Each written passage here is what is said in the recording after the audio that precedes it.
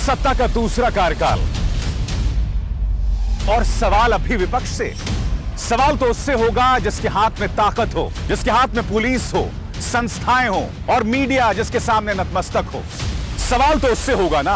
हम लेकर आए खबरों का एक ऐसा शो जिसमें सवाल होंगे सीधे, बेलाग और बेबाक उनसे जो सवालों से बचते हैं, जिनके हाथ में ताकत है। बेबाक सिर्फ द लाइव टीवी पर। लाइव टीवी, सच सबसे आगे। नमस्कार, आप देख रहे हैं बेबाक में अभिसार शर्मा। बाबा रामदेव ने दावा किया था कि उन्होंने कोरोना पर एक चमत्कारी दवा का इजाद कर लिया है जिसका नाम है कोरोनिल। आज बेबाक में मैं आपको बतलाने वाला हूं कि किस तरह से गोदी मीडिया इस दावे पर फर्जीवाड़ा चला रहा था। कटघरे में रामदेव भी होंगे और मैं आपको बताऊंगा क्यों। मगर सबसे पहले दोस्तों, मैं आपको बतलाना चाहता हूं कि विश्व स्वास्थ्य संगठन ने कहा क्या है, जो अपने आप में बहुत कुछ कहता है। आपके स्क्रीन पर विश्व स्वास्थ्य संगठन यहां पे साफ तौर पर कह रहा है कि हमने किसी भी पारंपरिक दवा को मान्यता नहीं दी है। यहां पर ना रामदेव का नाम लिया गया है ना कोरोनिल का, मगर साफ तौर पर एक फर्जीवाड़ा चला रहा था गोदी मीडिया, यह दावा करते हुए कि कोरोनिल जो है उसे विश्व स्वास्थ्य संगठन यानी WHO ने मान्यता दे दी है। पूरा मीडिया जो एक तरह से लग गया है। सबसे पहले आपकी स्क्रीन पर ये रजत शर्मा, इंडिया टीवी के मुख्य संपादक हैं, इन्होंने यह दावा किया। बाद में ट्विटर को इनके इस दावे को हटाना पड़ा। कितने शर्म की बात है दोस्तों। एक वरिष्ठ पत्रकार गलत बयानी करते हुए पकड़े गए। ट्विटर ने, क्योंकि उन्होंने खुद तो उस बयान को हटाया नहीं, ट्विटर को हटाना पड़ा। अब आगे देखिए दोस्तों, आपकी स्क्रीन पर यह है न्यूज नेशन का दावा। न्यूज नेशन यहां पर क्या कह रहा है आपके स्क्रीन पर। बाबा रामदेव की कोरोनिल को मिली WHO की मंजूरी, देखें एक्सक्लूसिव इंटरव्यू। जी हां, बात यहां नहीं रुकती है। राजीव चंद्रशेखर जो कि भारतीय जनता पार्टी के सांसद हैं, वो उनका जो एशिया नेट न्यूज हिंदी है वो चला रहा है। 2 केंद्रीय मंत्रियों की मौजूदगी में रामदेव ने लॉन्च की कोरोना की दवा, बोले WHO सर्टिफाइड है कोरोनिल। आगे देखिए, संजू वर्मा भारतीय जनता पार्टी की प्रवक्ता है। इसके बाद इस बात में किसी तरह का आपको शक व शुबा नहीं होगा कि बीजेपी और रामदेव में क्या लिंक है। क्या कह रही हैं संजू वर्मा? अक्सर भ्रामक खबरें फैलाते हुए पाई जाती हैं। Patanjali Coronil getting approval from DCGI and WHO no less is a huge endorsement for Ayurveda and India's homegrown startup ecosystem that has flourished under Narendra Modi government. यानी कि बहती गंगा में नरेंद्र मोदी सरकार भी हाथ धो रही है और एक भ्रामक दावा यहां पर संजू वर्मा जो कि बीजेपी की प्रवक्ता हैं वो जनता को बता रही हैं। अब दोस्तों ये स्क्रीनशॉट देखिए। यहां पर न्यूज 18 के पत्रकार रामदेव और बालकृष्ण से इंटरव्यू कर रहे हैं। उनसे सवाल लगातार किया जा रहा है कि क्या आपको विश्व स्वास्थ्य संगठन की मान्यता प्राप्त है? कायदे से रामदेव जी को सीधे तौर पर कहना चाहिए था, नहीं यह खबर भ्रामक है, मगर नहीं, इसका सीधा जवाब उन्होंने नहीं दिया। यानी कि जो प्रचार चल रहा है, जो अफवाह चल रही है, उस पर पुरजोर तरीके से रामदेव को इस इंटरव्यू में कहना चाहिए था, नहीं ये गलत है, मगर फिर भी उसको आगे बढ़ाया जा रहा है। अंत में क्या होता है, बालकृष्ण जो कि रामदेव के सहयोगी हैं, उन्हें यह बयान देना पड़ता है जो आपकी स्क्रीन पर है।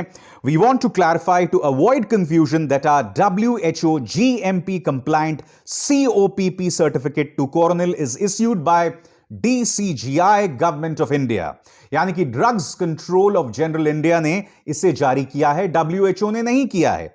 It is clear that WHO do not approve और डिसअप्रूव एनी ड्रग्स। आखिरकार बालकृष्ण को यह मशवरा देना पड़ा, यह स्पष्टीकरण देना पड़ा।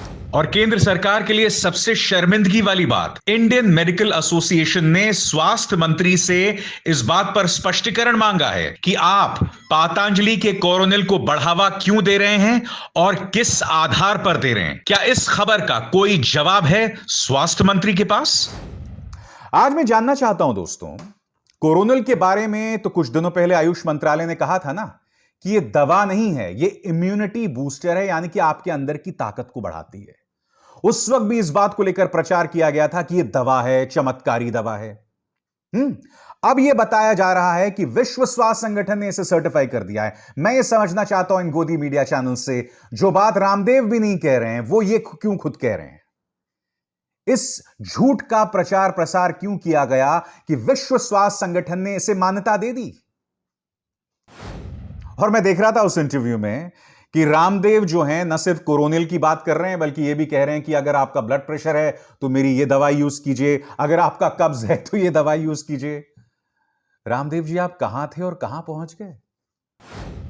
आप योग गुरु रामदेव थे, फिर आप इंडिया अगेंस्ट करप्शन, भ्रष्टाचार के खिलाफ आपने आंदोलन शुरू किया। आपने यह वादा किया था इनकम टैक्स जो है वो कम हो जाएगा, पेट्रोल के दाम गिर जाएंगे। आज की तारीख में आप उन मुद्दों की बात ही नहीं करते हैं। और दोस्तों, 2012 का मैं आपको इनका यह बयान सुनाना चाहता हूं। 2012 में रामदेव जी ने इस देश को कहा था, अचानक कुछ प्रमाण कथित तौर पर पेश करते हुए, कि देखिए मेरे पास ये दस्तावेज हैं और अगर ये तमाम पैसा जो है ये काला धन लाया जा गया, जिसका आंकड़ा उन्होंने बताया था 20,000 लाख करोड़, तो देश की किस्मत बदल जाएगी। इन्होंने क्या कहा था, पहले आप सुनिए। 2012 का ये बयान है, सुनिए। इन पेपरों के अंदर 20,000 लाख करोड़ रुपए का हिसाब किताब है, सारा बताने वाला हूं। ये कितना पैसा होता है? ये इतना होता है कि धरती से लेके चांद तक यदि 500 रुपए की भी गड्डी बनाई जाए तो सीढ़ी बन जाएगी, नीचे उतर के वापस आ जाओगे। हिंदुस्तान को बचाने का, इस लोकतंत्र को बचाने का, काला धन लाने का, भ्रष्टाचार मिटाने का संकल्प लेकर। तो रामदेव जी, मैं आपसे जानना चाहता हूं, क्या हुआ तेरा वादा? क्या बातें आप किया करते थे और अब क्या हो रहा है? आज इस देश की जनता से मैं पूछना चाहता हूं, इस गोदी मीडिया से पूछना चाहता हूं कि आपके क्या हित जुड़े हुए हैं? इतने वरिष्ठ पत्रकार इस तरह की भ्रामक खबरों का प्रचार प्रसार कर रहे हैं और आप जानते हैं कोरोना एक गंभीर संकट अब भी बना हुआ है। आपकी स्क्रीन पर उद्धव ठाकरे ने चेतावनी दी है कि देखिए आप मास्क नहीं हटा सकते। अमरावती में फिर से लॉकडाउन शुरू हो गया है। पुणे में स्कूल्स बंद करने पड़ रहे हैं। केंद्र सरकार ने 5 राज्यों को नोटिस भेजा है, जिसमें महाराष्ट्र भी है, केरल भी है, मध्य प्रदेश भी है।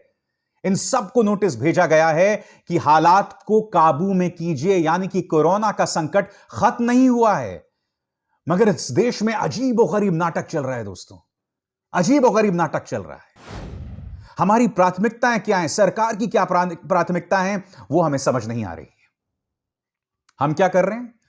हम चर्चा इस बात की कर रहे हैं कि सैफ अली खान और करीना कपूर का बेटा पैदा हुआ और चर्चा कर रहे हैं उस खबर को लेकर जिस तरह का अश्लील प्रचार चल रहा है दोस्तों। और यह कोई बीजेपी आईटी सेल के गुर्गे नहीं कर रहे हैं, सिर्फ ये हमारी गोदी मीडिया भी कर रही है। मैं आपको बतलाना चाहता हूं दोस्तों क्या हो रहा है आपकी स्क्रीन पर, एक एक करके मैं आपको बताऊंगा। सबसे पहले आपके सामने न्यूज नेशन। ये वही चैनल है जिनके एक पत्रकार जो हैं वो मंगल ग्रह पहुंच गए थे इस तरह की वेशभूषा पहनकर। ये क्या चला रहे हैं दोस्तों, कितनी शर्मनाक खबर है। इस बार कौन पैदा हुआ, औरंगजेब या टीपू सुल्तान?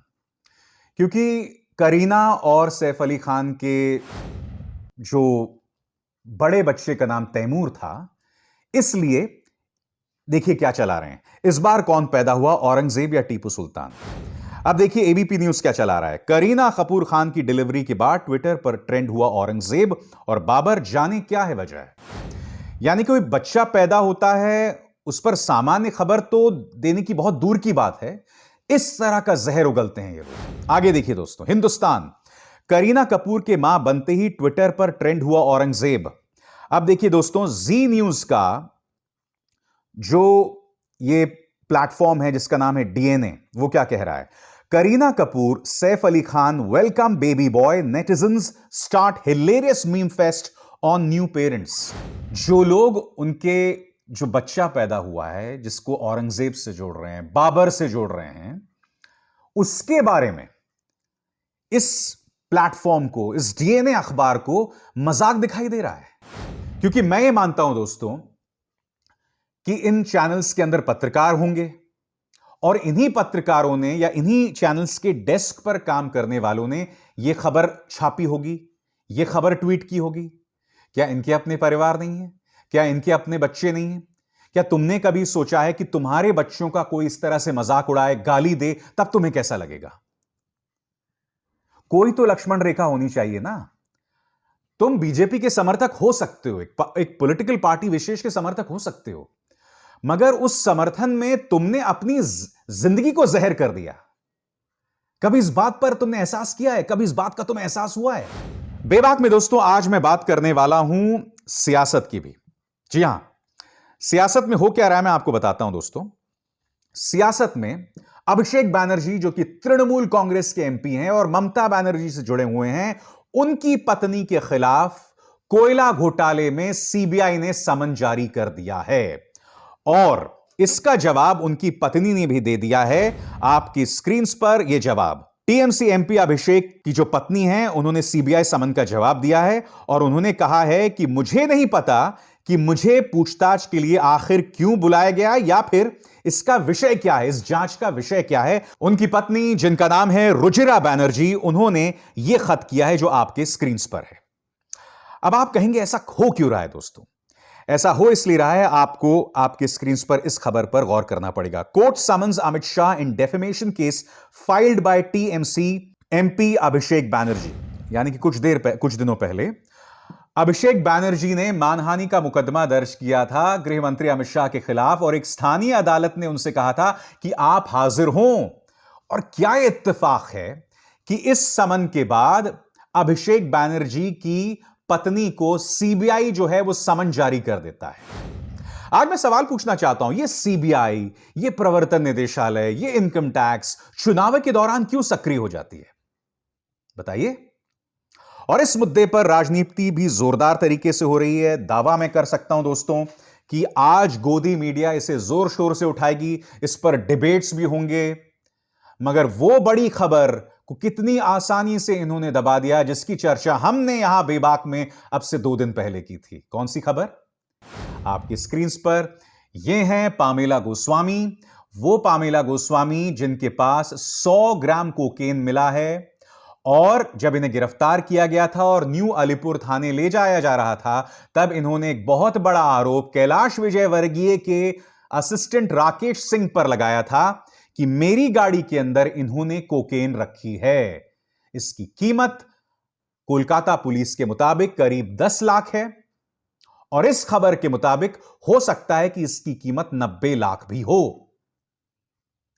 तो मैं ये जानना चाहता हूं कि बड़ी खबर कौन सी है? एक राजनीतिक खबर कि सीबीआई ने अभिषेक बैनर्जी की पत्नी को समन जारी कर दिया, वो ज्यादा बड़ी खबर है, या वो लड़की पामेला गोस्वामी जिसकी तस्वीरें तमाम बीजेपी के बड़े बड़े नेताओं के साथ हैं, चाहे वो मुकुल रॉय हों, चाहे तेजस्वी सूर्या हों, चाहे वो कैलाश विजयवर्गीय हों। वो आरोप किसी और पर नहीं बल्कि कैलाश विजयवर्गीय के सबसे करीबी पर आरोप लगा रही थी। तो बड़ी खबर कौन सी है आपके हिसाब से? और आप बताइए, क्या पामेला गोस्वामी को उस तरह से उठाया जा रहा है जिस तरह से बंगाल की एक और लड़की को बदनाम किया गया था, रिया चक्रवर्ती, जिस तरह से उस खबर को उठाया गया था बगैर किसी गुनाह के? नहीं उठाया गया ना? और अगर आज बेबाक में मैं ये सीधा सा सवाल आपसे कर रहा हूं तो इसमें गलत क्या है बताइए? खैर, बेबाक में आज हमने आपके सामने ये 3 मुद्दे उठाए और यकीन मानिए दोस्तों, ये तीनों मुद्दे कोई नहीं उठाने वाला, मगर हम आदत से मजबूर हैं, सच के साथ रहते हैं और बेबाकी से आपके सामने सच्चाई पेश कर सकते हैं। नमस्कार। लाइव टीवी, सच सबसे आगे।